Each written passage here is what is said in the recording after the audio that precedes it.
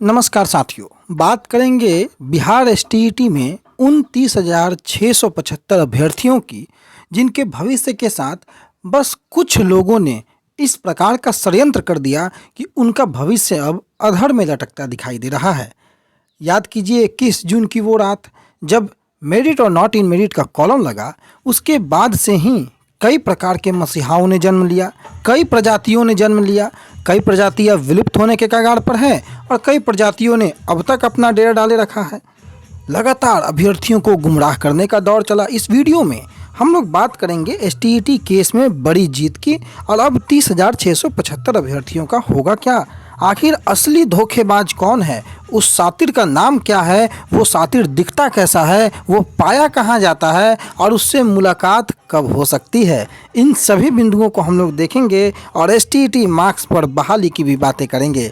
ये कहानी वहाँ से शुरू होती है जब एक सर्टिफिकेट में मेरिट का कॉलम लग जाता है। तमाम 80,000 भाई आपस में 50,000 और 30,000 के जो फासले हैं उसमें बट जाते हैं, दो फाड़ हो जाते हैं और इन दो फाड़ों में जो अभ्यर्थी विभाजित होते हैं उनमें कुछ लोगों का जन्म होता है जो मेरिट के मसीहा कहे जाते हैं। कई अलग अलग प्रजाति के हो सकते हैं, कोई किसी वन क्षेत्र में पाए जाते हैं तो कोई कहीं किसी भी रोड गली मोहल्ले में भटकते देखे जा सकते हैं। कोई विज्ञापन को अपनी माँ कहता है तो कोई विज्ञापन को बचाने के लिए खुद की शहादत देने की बातें करता है तो कोई कहीं ना कहीं मेरिट के लिए ही जीता और मेरिट के लिए ही मरने की कस्में खाता है। होता क्या है, 30,675 अभ्यर्थियों के जीवन को संवारने का सपना लेके आगे बढ़ने वाले लोग आखिरकार मुंह की खाते हैं। इन्हें ये बातें पता था, परंतु सिर्फ और सिर्फ इनको दुकानें चलाने से मतलब थी, अपनी जेबें भरने से मतलब थी, पैसे इकट्ठे करने के मतलब थी। इसलिए इन्होंने भोले भाले अभ्यर्थियों को एक हियरिंग में केस की धूड़ा उड़ाने के नाम पर लाखों लाख रुपए की चंदा उगाहियाँ की और कई प्रकार के केस बिहार के पटना हाई कोर्ट में दाखिल कर दिया गया।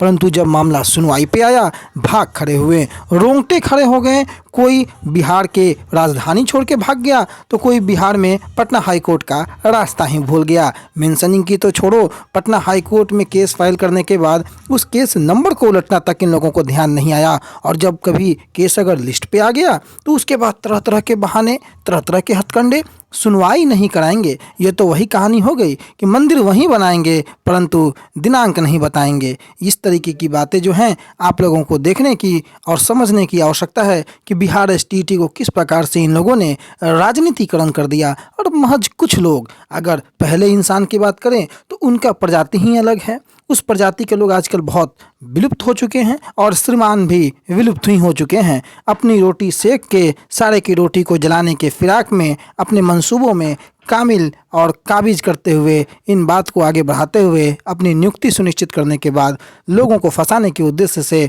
बैठे पड़े हैं सुदूर क्षेत्र में। दूसरे महाशय की बात करें तो जब आते हैं तब सिर्फ और सिर्फ पैसे की बातें करते हैं और जब मामला सुनवाई पे आता है नदारद हो जाते हैं। 10 वकील, 20 वकील, 50 वकील, 100 वकील रखने की बात करते हैं। हाई कोर्ट से लेकर सुप्रीम कोर्ट तक की जजमेंट की बात करते हैं और जब मामला पटल पे होता है भाग खड़े होते हैं।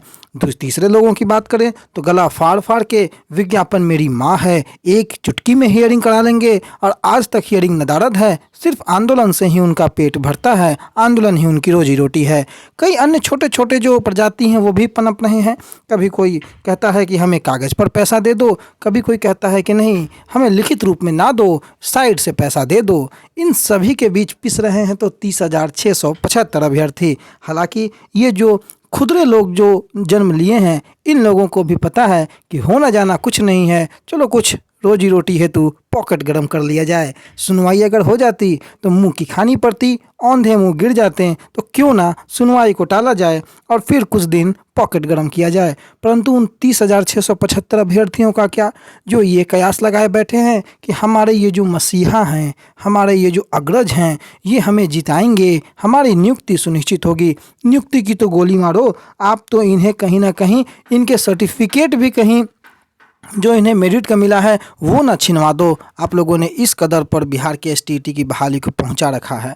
बिहार में एसटीईटी की बहाली को फंसाने के लिए ये जो 4-5 मसीहा लोग आगे बढ़े हैं, इन लोगों से सतर्क रहना बड़ा आवश्यक है। कोई कई लाख रुपए लेके बैठा है तो कोई कई लाख रुपए लेने के फिराक में बैठा है।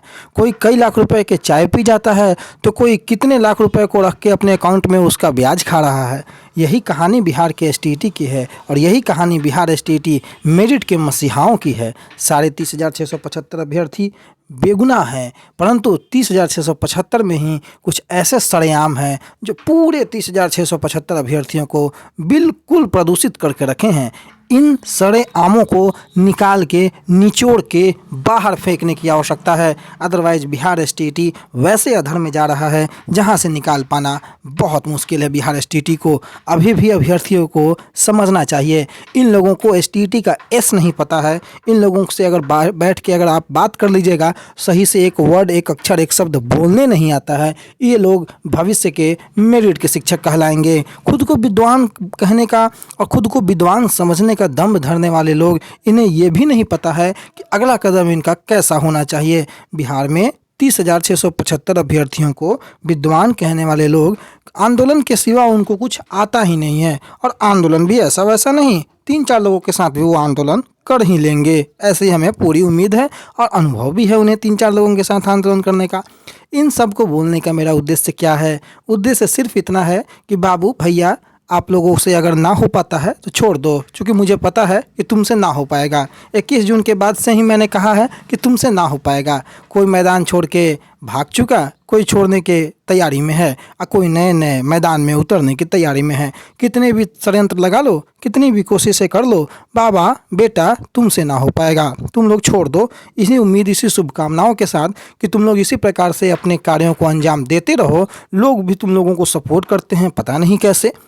आखिर सपोर्ट, अगर पैसा, अगर दुकान नहीं चलती तो तुम लोग छोड़ देते, लेकिन कोशिश तुम लोग भी जारी रखते हो। और कुछ लोग हैं जो कि तुम्हारे इस जाल में भोले भाले अभ्यर्थी फंस जाते हैं और फंस के तुम लोगों को पैसे भी दे देते हैं। और उसी पैसे के लालच में कभी तुम लोग कुछ बोलते हो, कभी तुम लोग कुछ बोलते हो, परंतु कोर्ट में हियरिंग के नाम पर नदारद रहते हो। चूँकि पता है कि कोर्ट में मुंह के बल नहीं, साक्षात दंडवत होकर गिर जाना है, होना जाना कुछ नहीं है, क्वालिफाई की एलिजिबिलिटी बरकरार रहनी है। तो इन धोखेबाजों लोगों से, जिन लोगों के माध्यम से ये बहाली फंस रही है, उन लोगों को बाइकआउट करना होगा। आम स्टेट अभ्यर्थियों के लिए थोड़ा आपको भी सेंस ऑफ ह्यूमर का इस्तेमाल करना होगा और समझना होगा सच क्या है, गलत क्या है, हो क्या सकता है, नहीं क्या हो सकता है। आप लाख केस कर दो, 10 लाख की जगह 50 लाख की चंदा उगाहियाँ कर लो, सुप्रीम कोर्ट के वकील को रख लो, होना कुछ नहीं है। दिन को दिन और रात को रात सुप्रीम कोर्ट के वकील को भी मानना ही पड़ेगा